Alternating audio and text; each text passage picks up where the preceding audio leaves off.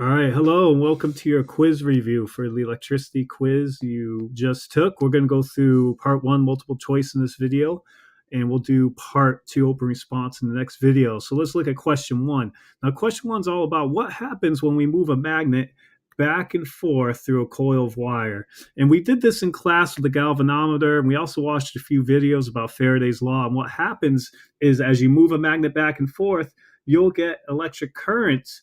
You'll get electric field, which will induce electric current through this wire, and therefore the answer would be D for that one. And that principle is basically a principle of how the generator would work, and we'll see that question coming up. Question two, current of 2 amps passes through an 8 ohm load. What is the potential difference, or the voltage, another word for voltage, across the load? Simply going to use our Ohm's law formula, V equals I times R, which means we're multiplying our 2 amps by our 8 ohms. You should have got 16 volts.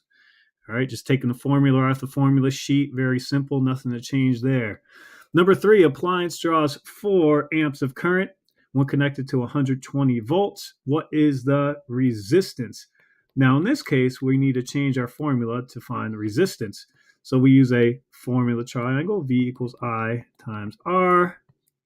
And we're going to set it up to find resistance here, which means we need to divide the volts by the amps. Volts on top over the current, the amps on the bottom. So 120 divided by 4, you should have got 30 ohms for your answer for the resistance. Number 4, a light bulb with a potential difference of 120 volts carries a current of 1.5 amps. What is the power consumption? So we're going to use our formula for power, electrical power. Remember, there's 2 formulas for power used, but we're using the one for electrical power. P equals IV, which means the current times the voltage. So you should have got, when you multiplied, let's see, 1.5 times 120, I believe you should have got 180 watts of power.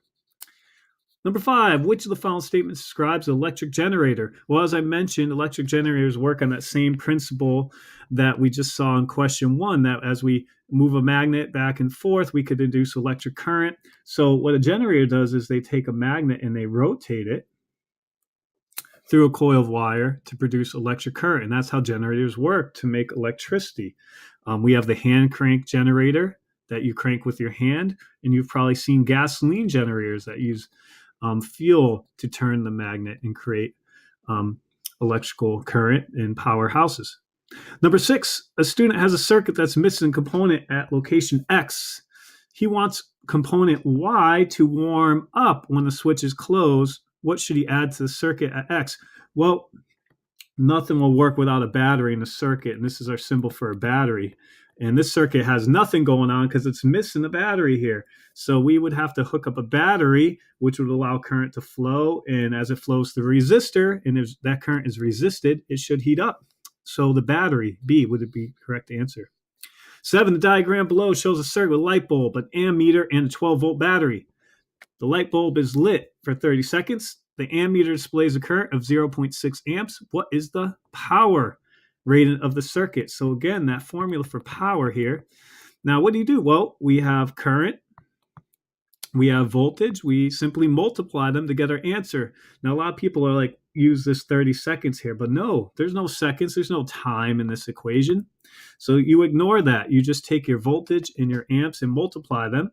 And I believe when you do 12 times 0.6, you should have got, I think, 7.2 should have been the correct answer. All right. Okay, moving on. Let's look at number 8. The diagram below shows a parallel circuit with a 4 ohm resistor and a 12 ohm resistor, and the voltage is 16 volts, as we see in this diagram. What is the current across the 12 ohm resistor? All right, so we're finding current here. Okay, so we set it up using our magic triangle here, set up for current, so we know volts over resistance. So the question is, well, what do I do with all these things here? There's 2 resistors. So I know it's 16 volts. I see that right here, 16 volts. But remember, it says, what's the current across the 12 ohm? You got to read this question carefully. What's the current across the 12 ohm? So we're going this path in this parallel circuit. We're ignoring this. So we do 16 divided by the 12 ohms through that path. All right. And you get 1.3 repeating, which they rounded to 1.34. 9, what's the current flowing through a 60-watt light bulb? One's connected to 120 volts. So we know we got power here. We see watts. We got voltage. All right, we got power. We got voltage. This is our formula. We want to solve for current. So we set it up. P is I times V. We're solving for I, the current. So we divide power over voltage. All right, 60 watts over 120 volts. That should be a half, or 0.5.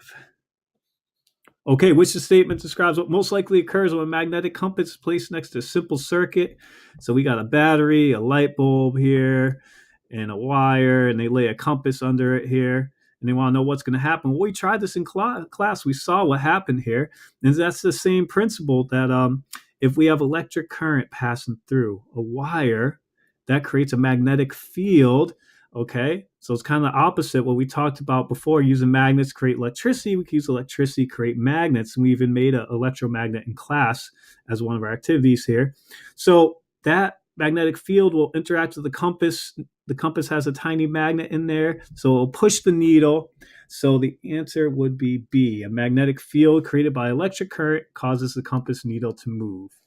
All right, we'll take a look at those open responses in the next video.